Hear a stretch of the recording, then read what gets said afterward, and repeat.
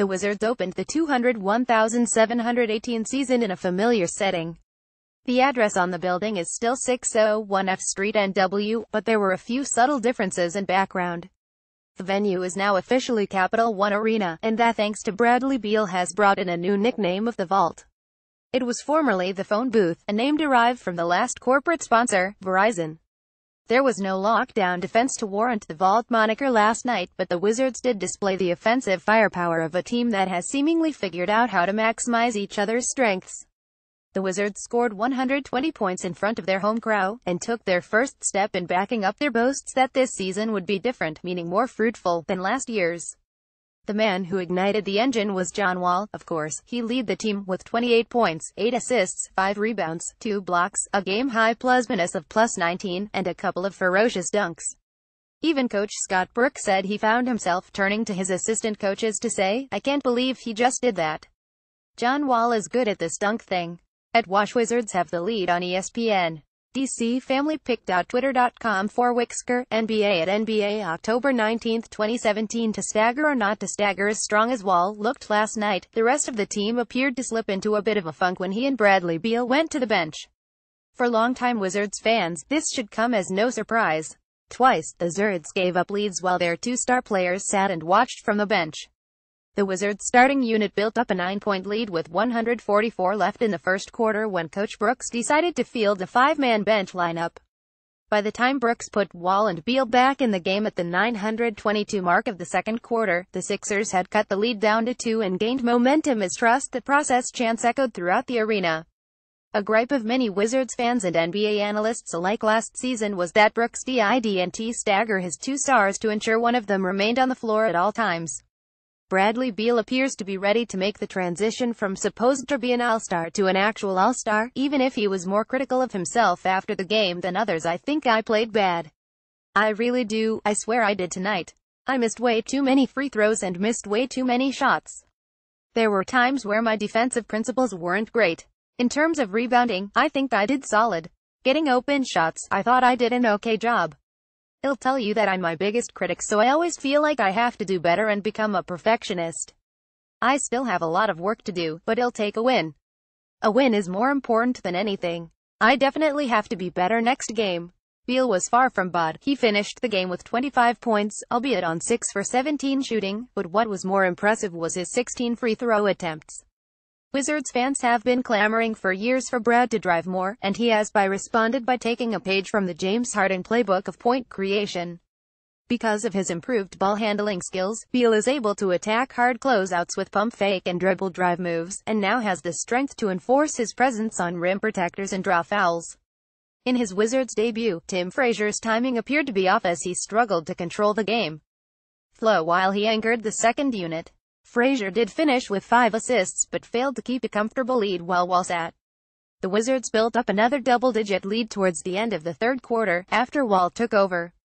By the time Wall and Beal re-entered the game with 833 left, the Wizards trailed the Sixers. When asked about the lack of bench production, Brooks noted the up-and-down nature of their production, some good moments, and some moments that we're going to talk about tomorrow.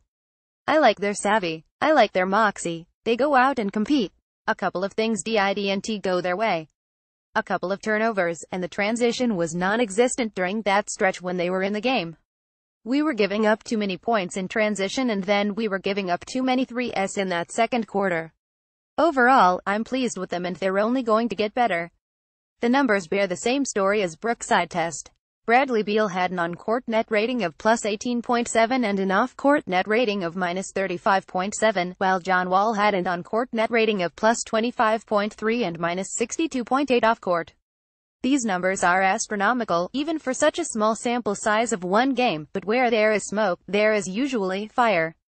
Coach Brooks may be playing with fire every time he leaves his two stars on the bench at the same time, and that's fine, but he may not have an extinguisher ready to save his team night in and night out, considering the Wizards lost a decisive Game 7 in the Eastern Conference semifinals because his starters, mainly John Wall, could not overcome the lack of bench production. This is an issue that cannot be ignored.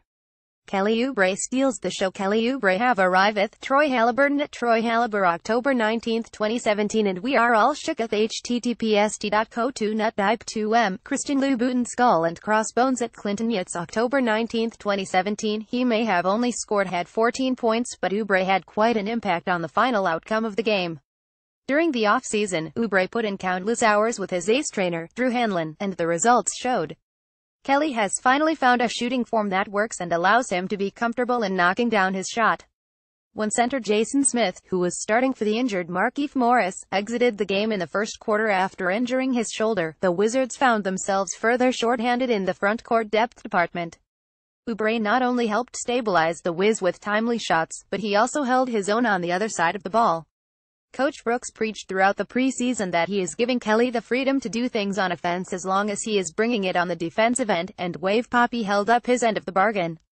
Oubre finished the game with 2 steals and 2 blocks to go along with his 14 points and 8 rebounds.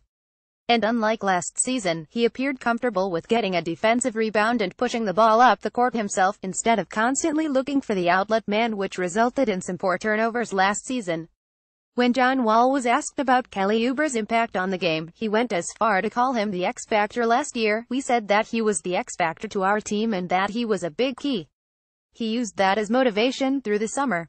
I can be honest with you and tell the truth that ever since training camp and practice, he's been doing great. He's been coming in challenging, making plays and just being more smart at it. He's willing to listen and that's what helping him improve. Even though this is just one game, he's going to be a big part of our team. I asked Oubre what it meant for him to have the trust of his coaches and teammates, and he was gracious about earning their respect. It is a blessing because it always did not used to be like that.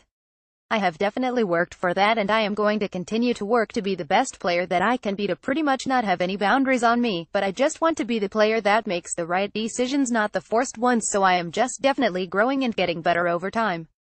If Kelly can keep the laser-like focus that he has shown with his training, his comments may prove to be prophetic in the sense of there not being any limits to how much he can improve. His ability to be clamp-Sunday makes him a valuable prospect, but with consistent offensive production, he might blossom into the other star the Wizards need. Kelly Oubre won Most Improved Player of the Year with this putback alone, picked out Twitter.com. A Sermov 2B, Crossover Report at Crossover Report October 19, 2017.